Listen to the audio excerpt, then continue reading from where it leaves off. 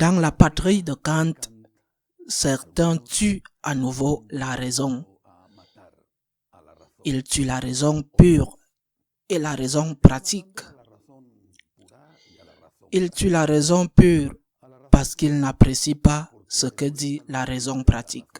En d'autres termes, ils veulent changer le dogme parce qu'ils n'apprécient pas les conséquences morales et éthiques de ce dogme. Et ils le font en avançant des arguments qui ne sont non seulement faibles, mais tellement ridicules qu'ils heurtent la raison.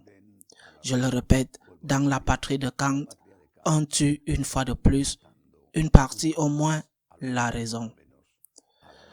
De quoi s'agit-il? Du synode allemand. Le cardinal Brandmüller a déclaré cette semaine que le chemin du synode allemand est un chemin qui mène au schisme et qu'il implique qu'il porte en lui une hérésie. Le cardinal Brandmüller est un historien allemand. Le cardinal Müller, un grand théologien également allemand, a dit, en utilisant une comparaison magistrale, que dans le synode allemand, ils ont plus peur du dogme que le démon n'a peur de l'eau bénite. Müller a un bon sens de l'humour. Ils ont plus peur du dogme que le diable de l'eau bénite. Mais alors bien, je suis d'accord avec eux. Mais ils ont perdu la raison. Les arguments qu'ils utilisent sont tellement ridicules, tellement absurdes qu'ils ne tiennent pas la route. Ils ne peuvent pas être défendus avec la moindre rigueur intellectuelle. Si Kant levait la tête, il mourrait de dégoût en voyant ce que certaines personnes font dans son pays. Par exemple, ils disent que la raison pour laquelle tant de personnes quittent l'Église chaque année, au moins 300 000 par an, que la cause est que l'Église n'accepte pas les choses que le monde demande. Le sacerdoce des personnes mariées, les prêtresses, les papistes ou les évêques femmes, enfin l'idéologie du genre avec tout son contenu, la bénédiction du mariage pour les couples homosexuels. C'est pour cette raison, disent-ils, que les gens quittent l'Église. C'est leur argument. Ils ne cessent de le répéter ces derniers temps.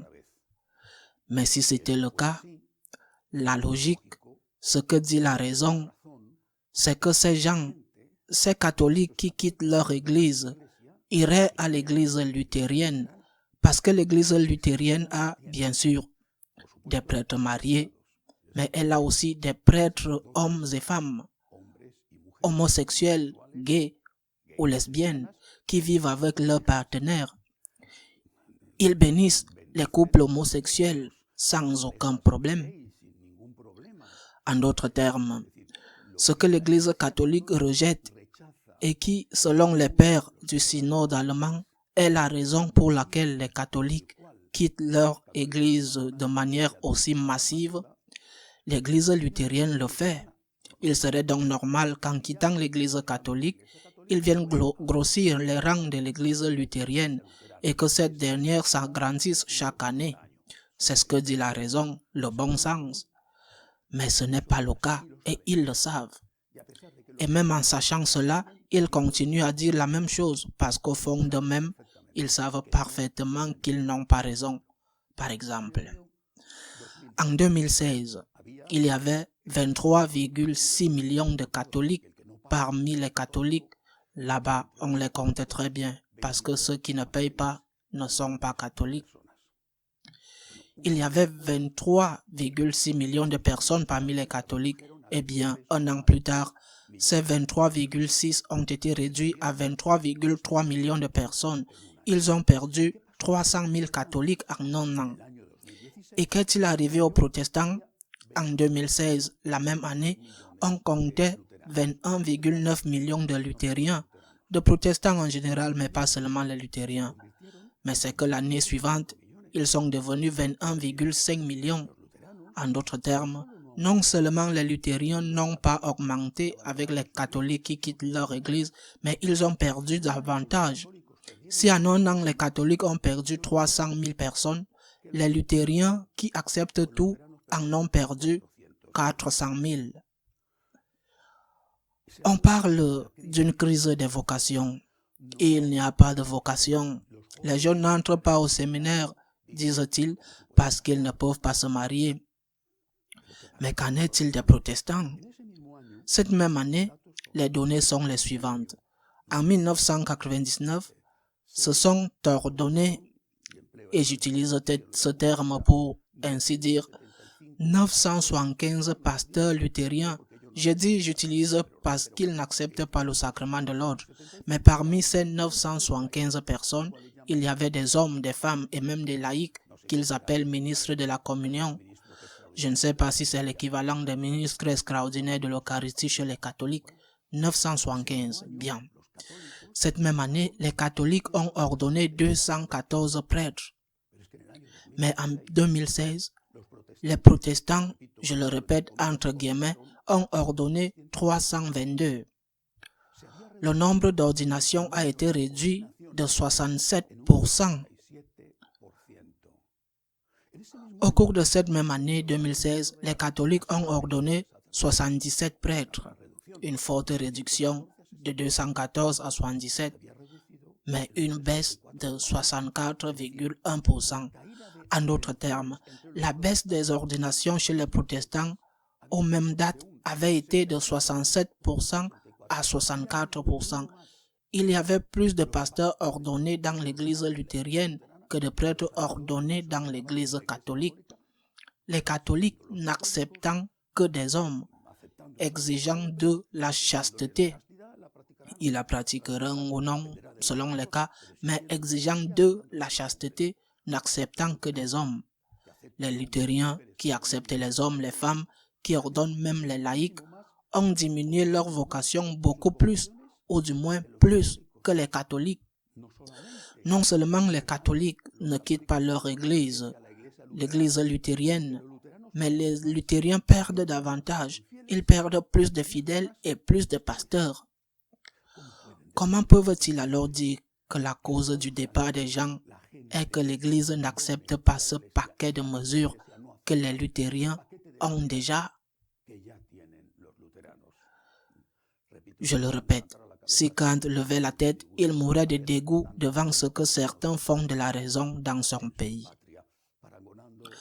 En parallèle avec Goya, j'oserais dire, non pas comme Goya le disait dans ce titre d'une de ses eaux fortes, d'une de ses gravures, le rêve de la raison produit des monstres. Ici, je pense que nous devrions dire que l'abandon ou la ridiculisation de la raison produit des monstres. En réalité, et ils le savent, la cause du départ des gens de l'église catholique ou luthérienne est l'impôt religieux. Ils leur demandent de payer une taxe. S'ils ne veulent pas que les gens partent, qu'ils parient, parce qu'officiellement ils doivent le faire. S'ils ne veulent pas que les gens partent, qu'ils arrêtent de les forcer à payer cette taxe, que ce soit une chose volontaire. Ils n'iront pas par là. Et ils ne le feront pas parce qu'ils perdront les énormes sommes d'argent qu'ils gagnent chaque année. S'ils pensent, et je suis sûr que ce n'est qu'une excuse, qu'ils ne vont pas partir parce que l'Église devient protestante, ils se trompent au vu de ce qui se passe avec les protestants. En réalité, ce n'est pas le chiffre qui compte, ou du moins ce n'est pas forcément le plus important. Ce qui importe ici, c'est d'être fidèle à Jésus-Christ, de confesser sa divinité, ce qui implique d'accepter son message dans son intégralité, que son message ne peut être modifié. Le ciel et la terre passeront, mais mes paroles ne passeront pas, a dit le Seigneur. Accepter la divinité de Jésus-Christ, c'est accepter ce message, accepter la tradition et accepter le magistère de l'Église. Il ne s'agit pas d'une voix de plus, comme l'ont dit récemment plusieurs évêques. Ce n'est pas une autre opinion de plus, c'est le magistère de l'Église. Et c'est le magistère non seulement de, pour eux, le très démodé Jean-Paul II ou le non moins démodé Benoît XVI, allemand, mais le magistère du pape François avec le récent document sur l'interdiction des unions homosexuelles. C'est de cela qu'il s'agit, de suivre fidèlement Jésus-Christ, de l'accepter comme vrai Dieu et vrai homme avec toutes les conséquences. C'est de cela qu'il s'agit. Et si cela est fait, alors je ne sais pas si les abandons vont continuer ou non. Bien sûr, cette raison est ridicule.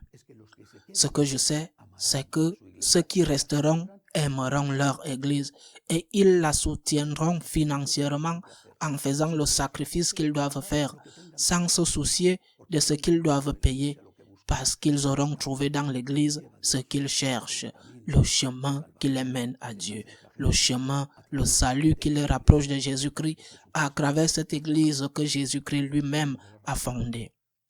Le rêve de la raison, le délire et l'abandon de la raison produisent des monstres. En Allemagne, ils sont déjà sur cette voie. La voie synodale devient un abandon de la raison. À la semaine prochaine, si Dieu le veut.